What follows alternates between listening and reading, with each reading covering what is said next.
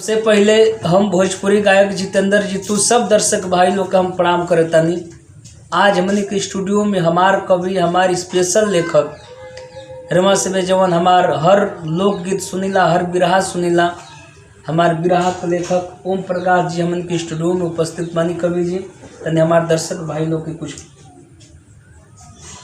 जहाँ तक हमारी आवाज़ जात बा, सब श्रोता भाई लोगन के पैर छू के प्रणाम करत हई।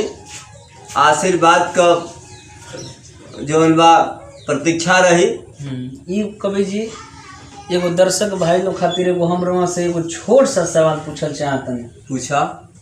हम यह पूछल चाहतनी कि अभी हाल ही में अभी काल परसों के बाद एगो वीडियो वायरल भइल बा। भोजपुरी के महान एक्ट्रेस जब राजा तनी जाई ना बहरिया गाना तो सुने हो। जी जी। बहुत काफ़ी ई गाना के भोजपुरी समाज के लोग ई गाना के प्यार दिया। खास तौर से जवन ई गाना के एक्ट्रेस रही है त्रिशा मधु जी के लोग बहुत प्यार दिया। उनकर अदा उनकर कला बहुत लोगन को पसंद आई। बहुत। लेकिन हाल ही में एगो वीडियो वायरल भइल बा आ वीडियो बहुत गंदा वीडियो बा। मधु जी का बहुत गंदा वीडियो बा। शायद वीडियो के आप देखले हो। हम देखले हैं। तो बहुत गंदा वीडियो बा।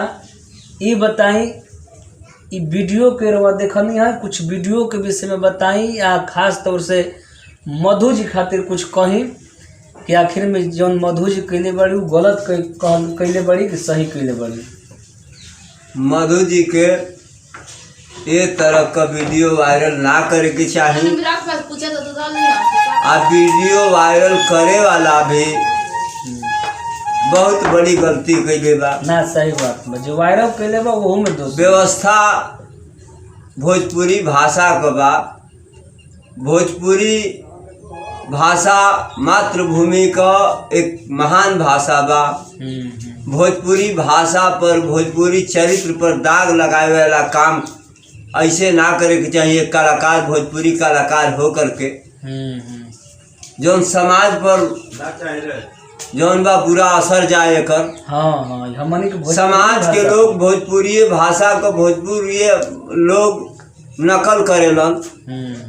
ऐसा न परोस दिया जाए कि भोजपुरी का लोग जौन बा एक नकल कैला में जौन बा असल के भुला जाए। मतलब ऐसा ना हो कवि जी कि आवे वाला टाइम में लोग भोजपुरी से घिनाए लगे। हाँ तो एमे देखी कवि जी हमार ती अनुमान कहता कि एमे जे वीडियो बना के वायरल कैले बा वीडियो ओकरो में दोष बा। जी उसका मधु जी के भी एमे दोष बा। उनको ऐसा गलती काम ना करे। मधु जी के देखे के चाहिए कि आखिर में हमर कौन चीज जब वायरल होता जौन हमरो पर आँच लगी, हमरों पर दाग लगी और समाज के भोजपुरी भाषा पर भी दाग लगी। भोजपुरी का बदनामी हुई, भोजपुरी का छवि खराब हुई। जितना हमन के हरियाणा पंजाब में भी देखते नहीं जा सुनते नहीं जा भोजपुरी के लाइक करता लोग, लेकिन वहाँ बात छिड़ेला तो लोग कहला कि भोजपुरी के लोग अश्लीलता पर उसके जौन बा अपना के हाईलाइट करेला। ना सही बात, ये बात ना होके के चाहिए। सब अपनी अपनी नाम खातिर मरता, अपनी अपनी जौन बा प्रोग्रेस की तरफ बढ़ता। लेकिन हमारे भोजपुरी का व्यवस्थापक लोग बा लोग, लेखक लोग बा लोग, पता न कहाँ से खोज के ऐसा चीज़ परोसता लोग। उनके भविष्य के विषय में, आने वाली पीढ़ी के विषय में तनिक भी ख्याल नहीं खे। एक खातिर बहुत बड़ा अफसोस बा। अब यह समझिए कवि जी कि ये बार तो आदमी भोजपुरी में गांदा लोग सुनत रहन, मैंने गांदा गाना सुनत रहन, लेकिन अब गांदा चीज देखहूँ के मिले लगल। हाँ।